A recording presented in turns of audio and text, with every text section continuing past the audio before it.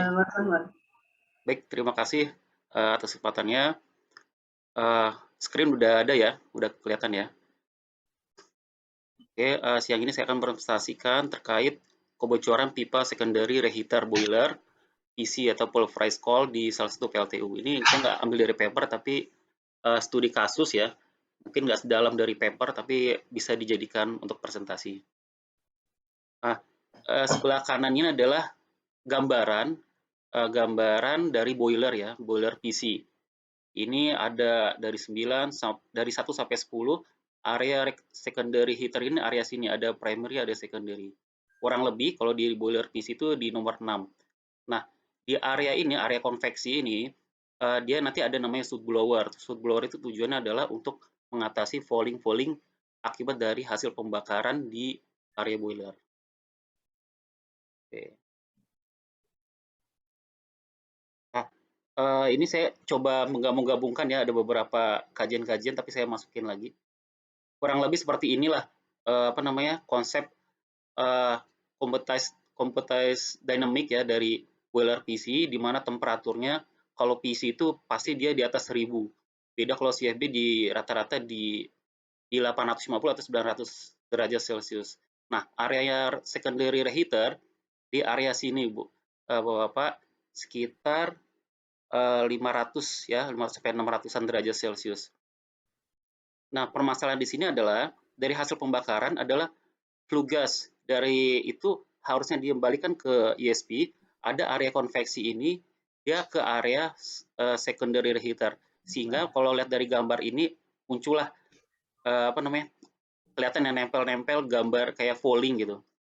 Hasil dari hasil pembakaran flue gasnya. Nah, sebenarnya di sini tujuannya apa? Subblower tujuannya adalah untuk mengatasi falling yang menempel di sini. Karena ini ada area konveksi, tujuannya untuk menjaga heat transfer. Karena di sini ada steam di sini untuk menjaga temperatur area di dalam boiler tersebut. Nah, permasalahan adalah di boiler ini sudah lama banget, ini mungkin udah tua ya, udah uzur. Pasti ini ada beberapa panel nih, panel-panel dari secondary reheater. Lama kelamaan ini dia tidak align lagi gitu. Akhirnya terjadi dislokasi sehingga posisinya di area panel 2 dan 3 ini tidak ada namanya protective shield ya, sehingga saat ada subblowing untuk membersihkan area falling, nah ini harusnya tidak kena, dia kena gitu. Ada titik di mana ada concentration di satu titik tersebut. Kalau saya lihat dari buku Mayer, kurang lebih seperti ini konsepnya. Subblowing itu akan menyemprotkan steam, tapi nggak mungkin sudut kayak gini ya, tapi dia model kayak circle ya, kurang lebih segini konsepnya.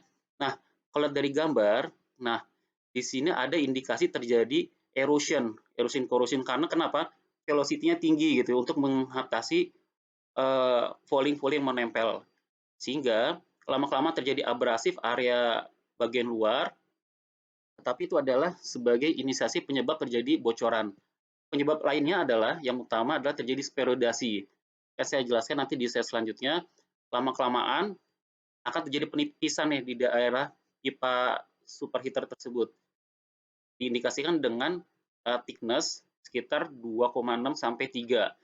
Udah di bawah dari 85% dari thickness-nya. Nah, dengan kondisi lama-kelamaan akan terjadi long term superheat gitu. Sehingga terjadi bulging atau namanya menggelembung. Nanti akan saya jelaskan di slide selanjutnya. Nah, ini adalah saya ambil dari buku ASME ya. Jadi kalau kita lihat dari material itu SA213T22, semakin dengan temperaturnya tinggi ya di posisi tersebut akan menurunkan yield strength dan tensile strength. Nah, ini adalah chemical composition dari T22 di mana dia adalah low carbon steel dengan paduan ya. Oke, nah kalau kita lihat gambar yang tadi sebelumnya akan terjadi penipisan akibat erosion, lalu di dalam terjadi sperodasi. Bagaimana terjadi sperodasi? Seperti inilah kurang lebih. Ada breaking up sehingga terbentuk sperodasi masing-masing butiran tersebut. Nah, kalau kita lihat dari ini ya, dari gambar, ini nih kita lihat bahwa kecenderungan terjadi perlit mengalami sperodasi ringan gitu. Kalau dari standar Tufts Marsden atau penelitian dari dia, kita jadiin standar juga Bu, level-level ya dari A, B, C, dan E. Nah, dari level-level tersebut, kita compare nih, gambar dari ini dengan hasil dari Tufts Marsden itu. Ternyata dari gambar ini dia masuk level D, seperti itu. Nah, sperodasi yang terjadi itu dapat menyebabkan terjadi penurunan hardness.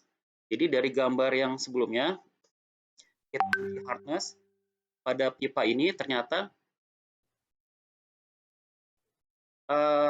harusnya standarnya adalah 170, dia mencapai 141. Ini mengindikasikan ini sudah memang terjadi sperodasi dan terjadi penipisan sehingga terjadi bulging, sehingga ini harus diganti tubing seperti itu. Ini adalah oxidation limit pada SA213 di temperatur 579. Karena kenapa? Karena kenyataan yang terjadi adalah posisi operasi terjadi ulang overheat. Temperaturnya di atas dari 579 derajat Celcius. Oke. Nah, kalau kita lihat ya dari skemanya, bagaimana erosion yang terjadi. Sebenarnya dia saat terjadi scaling, harus menjadi protective layer.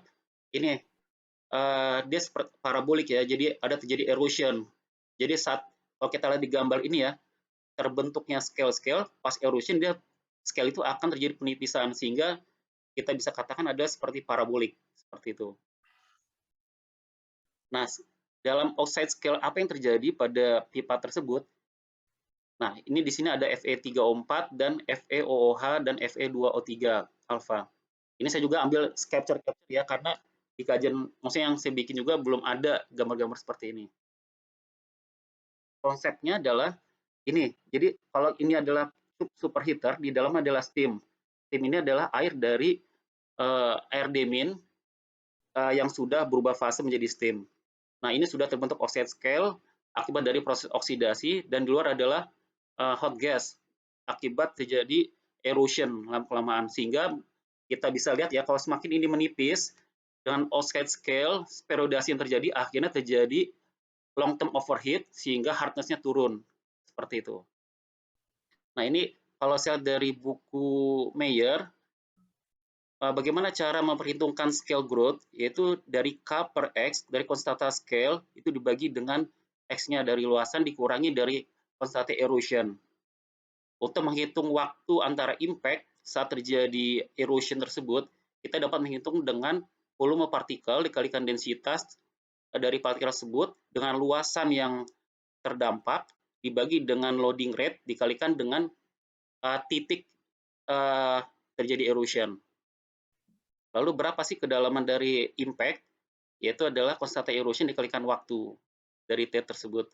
Sehingga kita bisa menghitung berapa scale thickness per waktu adalah 2 kali konstanta parabolik dari waktu tersebut dikurangi dari depth-nya. Kuadrat dibagi 2 kali D. Oke, inilah kurang lebih gambaran yang dari sebelah kiri ini ya, bagaimana walaupun dia terjadi scaling, tapi erosion. Erosion itu menyebabkan harusnya sebagai protective layer, sehingga tidak terjadi protective layer. Penyebabnya adalah ya salah satunya dari bahan bakar ya, bahan bakar, terus umur dari boiler yang tadi saya bilang adalah panel-panel dari secondary heater harusnya kita menjaga, kita kasih protective shield, tapi ini tidak ada di area secondary reheater tersebut. Mungkin itu yang dapat saya sampaikan. Terima kasih. Wassalamualaikum warahmatullahi wabarakatuh. Jika ada pertanyaan silakan. Tanya. Selamat. Nanya dong Pak Rahmat. Silakan.